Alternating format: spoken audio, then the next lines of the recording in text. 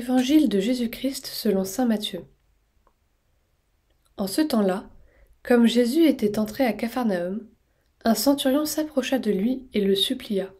« Seigneur, mon serviteur est couché à la maison, paralysé, et il souffre terriblement. » Jésus lui dit : « Je vais aller moi-même le guérir. » Le centurion reprit : « Seigneur, je ne suis pas digne que tu entres sous mon toit. Mais dis seulement une parole, et mon serviteur sera guéri. Moi-même, qui suis soumis à une autorité, j'ai des soldats sous mes ordres. À l'un je dis va, et il va. À un autre viens, et il vient.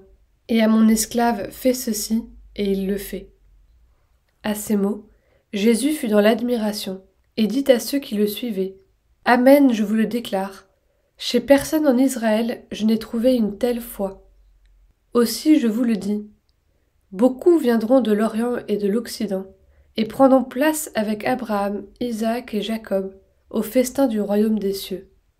Mais les fils du royaume seront jetés dans les ténèbres du dehors. Là il y aura des pleurs et des grincements de dents. » Et Jésus dit au centurion : « Rentre chez toi, que tout se passe pour toi selon ta foi. » Et alors même, le serviteur fut guéri. Comme Jésus entrait chez Pierre, dans sa maison, il vit sa belle-mère couchée avec de la fièvre.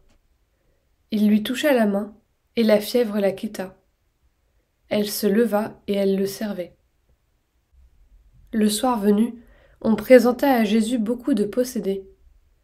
D'une parole, il expulsa les esprits, et tous ceux qui étaient atteints d'un mal, il les guérit, pour que soit accomplie la parole prononcée par le prophète Isaïe : « Il a pris nos souffrances, il a porté nos maladies. »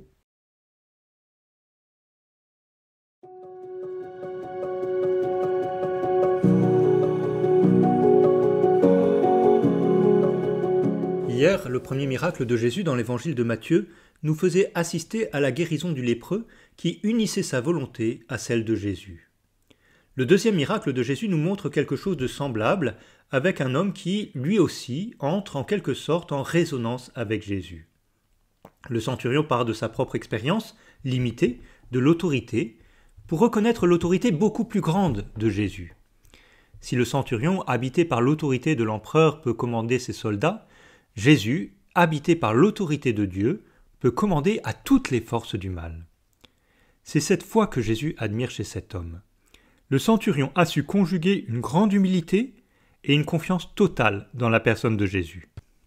Nous pouvons parfois nous limiter par un manque d'humilité, au nom d'une prétendue confiance, ou par un manque de confiance, par une fausse humilité. Avec cet homme, osons la confiance tout en gardant la conscience de notre petitesse.